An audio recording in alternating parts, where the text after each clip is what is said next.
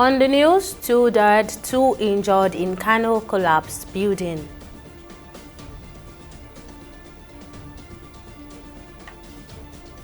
Kidnapped FUNAB student murdered by abductor in Lagos State.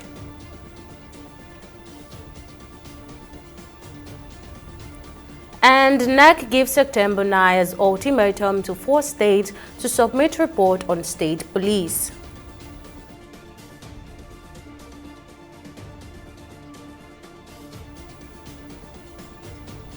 Hello and welcome to the news on TV 360 Nigeria. I'm Tamilore Akinkunle. The National Emergency Management Agency, NEMA, has confirmed the death of 2 children and the injury of 2 others following the collapse of a 2-story building in No Man's Land Fagge local government area, Kano. Nuruddin Abdullahi, NEMA's Kano Territorial Coordinator, reported that the incident occurred around 2 a.m. on Thursday, prompting a swift response from rescue teams. The victims, a family of 4, were pulled from the rubble with the children tragically pronounced dead, while the parents were rushed to Armed Forces Specialist Hospital for treatment. Search and rescue efforts are still ongoing to locate any other possible survivor. Meanwhile, a 300-level student from the Federal University of Agriculture, Abeokuta FUNAB, Christiana Idowu, was kidnapped and killed by a doctor while traveling between Ikorodu and Yaba, Lagos. Christiana, who was on her way to the University of Lagos for her industrial training, was abducted and her family was contacted for a ransom. Now, despite paying part of the ransom, communication with the abductor ceased. Now, security operatives tracked down the suspect using his bank and BVN information linked to the ransom payments. After his arrest, the suspect confessed to killing and burying Christiana. The case has sparked outrage with the hashtag Justice for Christiana trending on social media as Nigerians demand justice for the slain student. The increase in the price of premium motor spirit, better known as petrol, has triggered widespread anger across the nation amid the current economic hardship citizens grapple with. On Tuesday, the Nigerian National Petroleum Company Limited (NNPCL) increased prices at the pump from around 610 naira per litre to 855 naira per litre or more.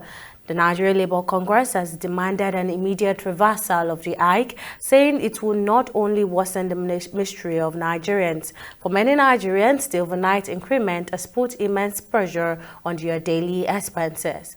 TV 360 Okbayemi brings us more in this next report.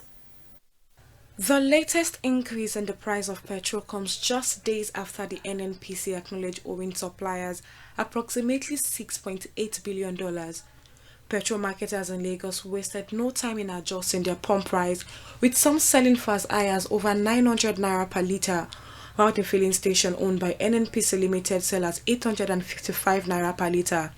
Even at that, many outlets are still without a commodity, fueling a thriving black market. Long queues at filling stations are still the order of the day, adding to people's frustration. This one na wahala. Na wahala, you know since I dey here. Na wahala to get this fuel, you know they easy. They go pursue you, they go hit you, go talk, you go fight before you get them. This one I say I must get it. That's when I fight. They fight and I don't get small. That's why I put one for my motor and the one go reserve against tomorrow because nobody know how tomorrow go be. Yes, and I saw wahala day. What thing we go do? Me, I don't know, I don't tire. President and all the House of Rep to look into it so that they should reduce this suffering. It's too much. People are dying, people are complaining, people sick, people having baby. So we just pray for God to help us. I've been here for the past 2 hours. Look at me, inside sun. There's not even food for me to taste since morning. No money. All the money we have is to buy fuel. After buying the fuel, if you are not strong enough and grace of God, you will not even see the money that you use and buy fuel before you look for more fuel again. It's a similar case in the nation's capital, Abuja, as commuters are also echoing the same frustration as they fear that the price increase will further worsen cost of living. It affects me because there is no billionaire, no millionaire. We are all strugglers in Nigeria. even if you have motor now, you are more or less like those who doesn't have any keke. So you cannot just move out anyhow. You are limited to some certain things before they will take drastic action. They're supposed to have alternative solution for our problem. The scarcity, number one, has halted a lot for me as an individual. When you even have your money, to get the fuel is the next issue. So the people you see on this queue now may be here for the next 4 hours just to get premium products with your money. For me, time is my money. Now I have the money to get fuel to just get my business around, and it's still a challenge. So it's costing a lot on my part. From Kalmajiji to NNPC, I pay 300 to come here. Pay 100 from here to Seroton Junction, enter market. But now I pay 500 from Kalmajiji to here. I carry, if I drop, I carry. If I leave the market, I won't go back to Kalmajiji. If I carry drop now 4,000. But before now 2,500 I pay. I want the federal government to do something about it. They should have mercy on the low class. They should have mercy on us and do something about the pump price. But there might be a silver lining to the situation, as the 650,000 barrels per day Dangote refinery has now commenced petrol production, with the first batch of petrol from the facility expected to hit the market soon.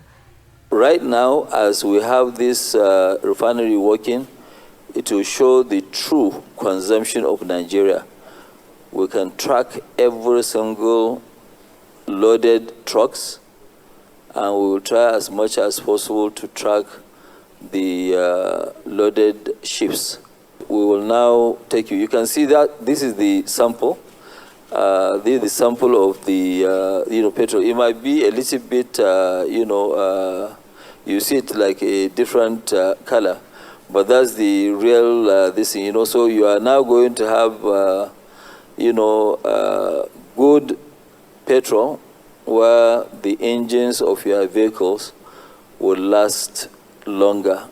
Labor unions in the country have kicked against the latest petrol price hike, demanding a reversal. The government has so far not responded to the demands. Okpayemi Owosheni, TV360 News, Lagos. The National Economic Council has given state government a deadline to state their positions on creation of state police in the country. The NEC meeting, presided over by Vice President Kashim Shettima at the presidential villa in Abuja, also announced the release of 3 billion naira in flood relief funds to affected states, particularly in the northeast, where floods have damaged infrastructure and farmlands, threatening food security. Now, this next report by Joy Uche Jim has more details. The National Economic Council has given 4 states of the country until September 9th to submit their reports on the establishment of state police, warning that decisions made after the deadline will be binding on non-compliant states. According to Abdulrahim Lawal, the acting governor of Oyo State, who briefs the press after the meeting, this move is part of a broader strategy to strengthen security nationwide. NEC consider the establishment of state police and ask states to make submissions for consideration. Today, all the states were supposed to submit for consideration of the NEC. Incidentally, 4 states couldn't submit, and for that purpose, NEC decided that those states must make their submissions on or before Monday next week. Otherwise, whatever decision NEC takes on the establishment of state police will be binding on those states that refuse to submit, to make submissions. The devastating floods that have swept across the country was also the central topic at the NEC meeting. Governor Bala Mohammed of Bauchi State highlighted the severity of the situation, adding that the federal government has now released 3 billion naira in flood relief funds to affected states. The flood was more devastating along the northeast axis, where the major artery between Kano and Maiduguri has been cut off, with devastating effects on households, schools, bridges, and other means of livelihoods. Lives were lost, and a lot of properties were also destroyed. And of course, that has really provided a big challenge to our eyes as a government and as a people and as a state, because we need to provide more of food security. The council also has decided that by Monday, there is also going to be Monday will be the deadline for all the states of the Federation to submit detail of damages, including farms, schools, bridges that have been affected by the last flood. And Mr. Chairman mentioned that it will be taken into consideration for appropriate support to the various states. The Minister of Health, Mohammed Ali Pate, on his part, disclosed that the NEC has called on state governments to establish food and nutrition security task forces, mirroring federal efforts to combat malnutrition and strengthen food systems in the aftermath of the floods. Key decisions were taken to include a food and nutrition security task force, which we have already established at the federal government level, but states will also mirror that, which is a multi-sectoral governance and coordination platform to ensure that we address the challenge of acute malnutrition, moderate malnutrition, and over time, even the stunting that we are faced with as a country. The Council also reaffirmed its commitment to eradicating polio in the few remaining affected states. A task force chaired by the Governor of Gombe, alongside key governors and health experts, has been set up to oversee efforts to eliminate circulating polio virus and boost primary healthcare systems across the country. Joy Uchejim, TV360, Lagos. The crisis within the Labour Party deepened on Wednesday as National Chairman Julius Abure rejected the 29-member caretaker committee established by Abia State Governor Alex Oti and party leader Peter Obi, calling it illegal and unconstitutional. The committee, headed by former Minister of State for Finance Senator Esther Enenade Usman, was set up during an extended stakeholders meeting in Umuahia to oversee party congresses and the National Convention within 90 days. However, Abure's National Working Committee dismissed the move, asserting that the leadership structure remains intact and that the meeting had no constitutional basis. Governor Oti, the only Labour Party governor, argued that the committee was necessary to save the party from potential extinction, warning that failure to act could jeopardize its future electoral prospects. The National Working Committee also notes that assuming without conceding that the tenure of the current National Working Committee has even expired, we must state clearly that it is not the responsibility of Dr. Alex Oti as Governor of Abia State to convene a NEC meeting for the purposes of setting up a caretaker committee. It is still the responsibility of the National Chairman and the National Secretary of the party to convene such a meeting. The party will not hesitate henceforth to discipline any member of the party, however highly placed, who is not ready to obey the constitution of the party and indeed obey the lawful directive of the leadership of the party. In this regard, the National Working Committee went ahead to set up a standing disciplinary committee. Consequently, it is our view that for anybody to hold the opinion that there is a vacuum in the leadership of the party is not only mischievous, but a deliberate attempt to cause panic, to cause chaos, and to disrupt the smooth workings of our great party, the Labour Party. Number 9. The National Working Committee of the Labour Party urges all members of the party to play by the rules, pay respect to the national leadership of the party and the party executives at all levels, and respect the party constitution. The High Court of the Federal Capital Territory in Abuja has declined to vacate a previous order that limited anti-hunger protesters led by Omoyele Sowore to the Moshood Abiola National Stadium for protest. Instead, the court, presided over by Justice Silvano Orji, opted to return the case file to the Chief Judge for reassignment to a regular court for further adjudication. The suit, filed by FCT Minister Nyesom Wike, originally addressed protests from August 1st to 10th, 2024. However, concerns arose after protesters indicated that demonstrations could extend beyond the original dates. Ordinarily, the business of the court today was for the hearing of the motion for interlocutory injunction. But in view of these processes they have filed, particularly the one challenging the court's jurisdiction, the court cannot go ahead to hear that application for interlocutory injunction until issue of jurisdiction is settled. And so we sought for time, because we are still within our rights, having just been served with processes, to respond to the issues that they have raised, so that the court can deliver a holistic ruling one way or the other. And so we sought for adjournment, and the court, in this wisdom, has graciously granted the adjournment. And in view of the fact that there are time provided under the rules for parties to respond to this kind of processes, if we are to exhaust our time, the 13th of September, which that the vacation of the High Court will lapse, will be too short a time for parties to exchange these processes. We have come to court seeking to set aside the interim order that my Lord had made on the 31st of July and renewed on the 13th of August. That application is pending. We have also filed a notice of preliminary objection saying that the suit should be dismissed with substantial cost. We have also opposed their motion for interlocutory injunction.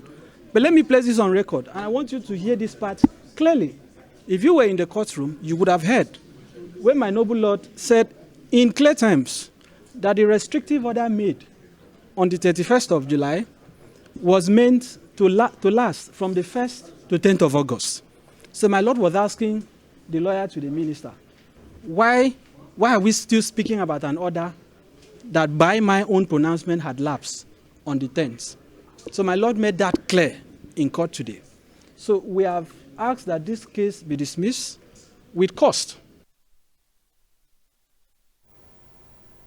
We'll go on a short break here, but still to come, President Tinubu praises FOCAC for boosting China's Africa trade to $280 billion. Details of the story after this break.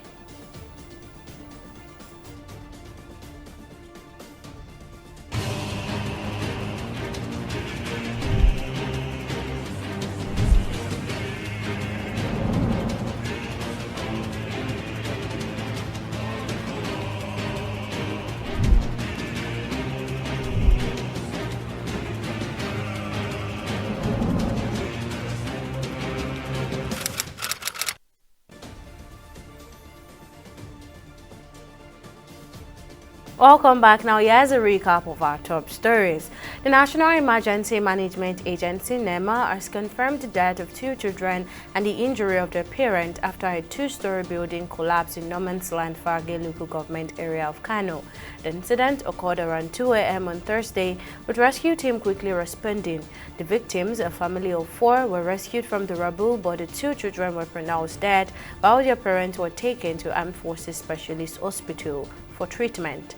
We also informed you that a 300-level student from the Federal University of Agriculture, Abeokuta FUNAB, Christiana Idowu, was kidnapped and killed while traveling from Ikorodu to Yaba, Lagos, for industrial training at the University of Lagos. A family was contacted for a ransom, and despite paying part of it, the abductors stopped communicating. Security operatives tracked the suspect using bank and BVN details linked to the ransom payment account. After his arrest, the suspect confessed to killing and burying Christiana, sparking public outrage. Now, in case you missed any of our news bulletin or for more updates, you can catch us on Limes World TV and AVO TV, or log on to our website on www.tv360nigeria.com. You can also follow us on our social media platforms on Twitter, Instagram, and YouTube at TV360 Nigeria, or download our mobile app on Google Play Store, Huawei App Gallery, and Apple Store. On Facebook, we're at TV360 Online.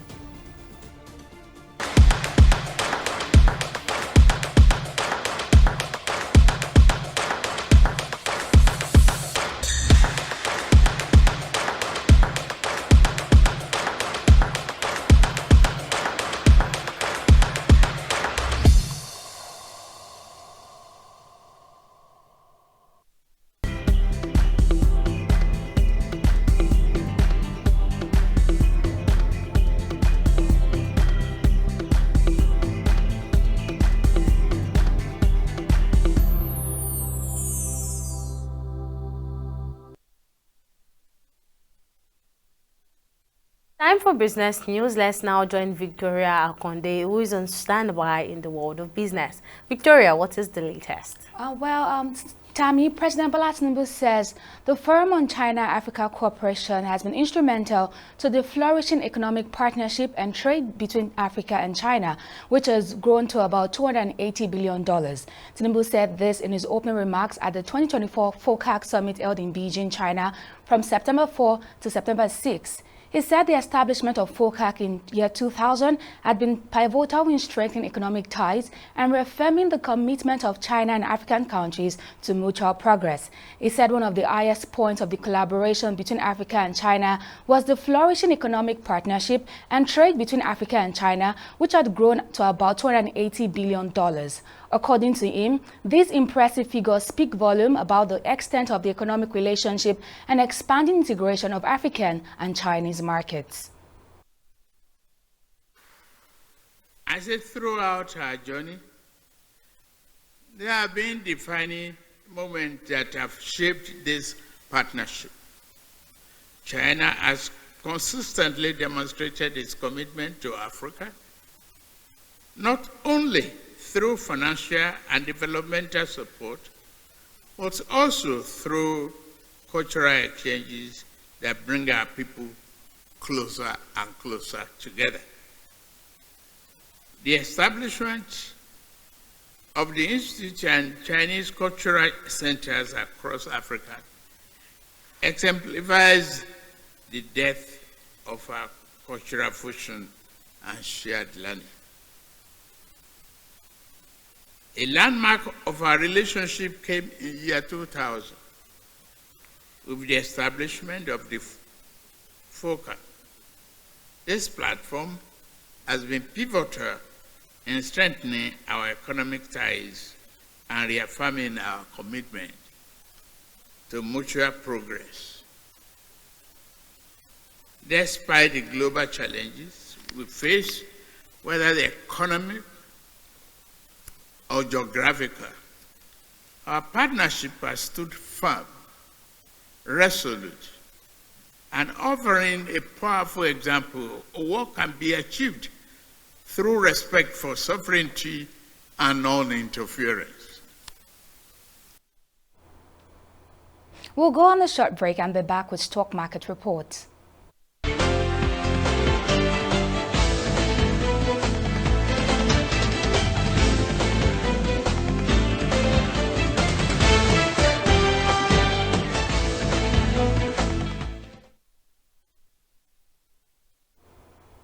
Welcome back. It's the fourth trading day of the week and Nigeria's equities market closed in the red, declining by 0.34%. This marks the second consecutive drop for the market. The overall market capitalization now stands at an impressive 55.3 trillion naira. Now, a total of 117 listed equities on the Nigerian exchange participated in today's trading, with 20 gainers and 29 losers. RT Briscoe led the decliners with a sharp 10% drop to close at 2 naira 34 kobo per share, followed closely by FTN Cocoa Processors. Now, at the end of trading, more than 388 million shares were exchanged in 9,897 deals, with a market value exceeding 9 billion naira. And this represents a 17% improvement in turnover when compared to the previous trading day, but an 18% decline in the number of deals. Now, on the global stage, it's a similar story as our select equities, that is the UK FTSE, the Japan's Nikkei, and the US Dow Jones, all ended in the negative territory. Now, switching over to the foreign exchange market, Naira took a hit, trading at 1,660 Naira against the US dollar on the black market, and the British pound stood at 2,180 Naira, while the Naira remained strong against the euro, trading at 1,780 Naira. And that's it on our business and stock market update. Back to you, Tammy, for the rest of the news. Thank you for that update, Victoria. Now, Burkina Faso has introduced a new biometric passport without the logo of the Economic Community of West African States, further solidifying its break from the regional bloc. The move comes after Burkina Faso, along with Niger and Mali, severed ties with ECOWAS following military coups in the three countries. The decision to issue passport without the ECOWAS insignia was announced by Burkina Faso's Security Minister Mahmoud Sana on Tuesday. The three nations severed relations with the 15-member bloc after ECOWAS imposed sanctions in response to the military takeovers. Although the organization only issued a suspension, it is demanded that the countries return to constitutional order before the sanctions are lifted. Still on the global scene, a 14-year-old boy killed 4 people, including 2 students, and wounded 9 more when he opened fire at the high school in the U.S. state of Georgia on Wednesday, law enforcement said. 2 teachers were also among the dead. The suspected shooter, also a student at the school, had been brought to the FBI attention more than a year ago for threats to commit a school shooting, the agency said. He was taken into custody after Wednesday's shooting and will be tried as an adult on murder charges, the Georgia Bureau of Investigation also said. After the latest chapter in America's gun violence crisis, nearly 400 mass shootings this year alone by one tally people gathered at a sport field outside a high school, some forcing a circle with their arms linked. And up next is Entertainment Report on News Now.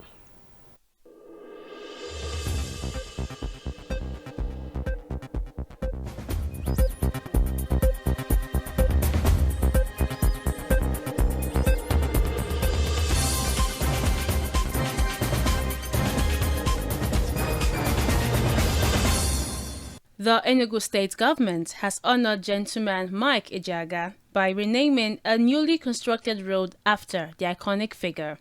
Described as the grandfather of Igbo folk music, Ejeagha enjoyed renewed fame recently after a song Gwogwogwongo from his 1983 record was used by comedian and skitmaker Brainjotter in a viral video. The Enugu state government renamed Abakpa Road after the 90-year-old musician while inaugurating newly constructed roads in Enugu State.